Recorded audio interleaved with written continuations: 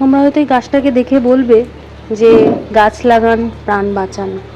আমিও আগে তাই ভাবতাম, কারণ আমি নিজে ভীষণও, যারা আমার ভিডিও দেখো তারা হয়তো জানবে যে আমি গাছ কতটা ভালোবাসি। সত্যিই আমি গাছ ভীষণ ভালোবাসি, আমার বাড়িতে ওই জন্য প্রচুর গাছ লাগানো। কিন্তু এই গাছটার জন্য আমাদের ঘরের অবস্থা কি আমি তোমাদের সবটাই দেখাবো। তারপরে আমি তোমাদের কাছে একটা প্রশ্ন রাখবো, এরপরেও কি তোমরা বলবে যে গাছ লাগান প্রাণ বাঁচান? হ্যাঁ, এটা একটি প্রভাবশালী নেতার, প্রভাবশালী বলবো না, গ্রামীণ নেতার গাছ। তো তিনি সিদ্ধান্ত নিয়েছেন এই ঘর, আমাদের এই ঘরটা, মানে এই গাছের ডাল ভেঙে পড়ে আমাদের ঘর চুরমার হয়ে যাচ্ছে। যে কোনো দিন হয়তো গাছের ডাল ভেঙে, মানে টালি ভেঙে আমাদের মাথাতেই পড়বে। উনি গাছের ডাল কাটবেন না, কারণ উনি চান আমাদের কারোর না কারোর কোনো বিপদ হোক। তো এই দেখো তোমাদের দেখাচ্ছি আমি আমাদের ঘরের কি অবস্থা।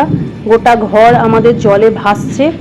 তো এতবার, আজকে 5-6 বছর আরও বেশি বারবার বলার পরেও উনি গাছের ডাল কাটেননি। দেখো আমাদের ঘরের কি অবস্থা।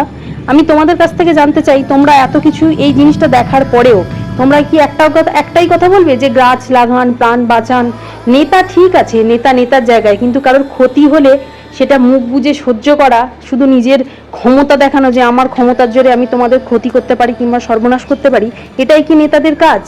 যে কারোর ক্ষতি হোক, কারোর সর্বনাশ হোক?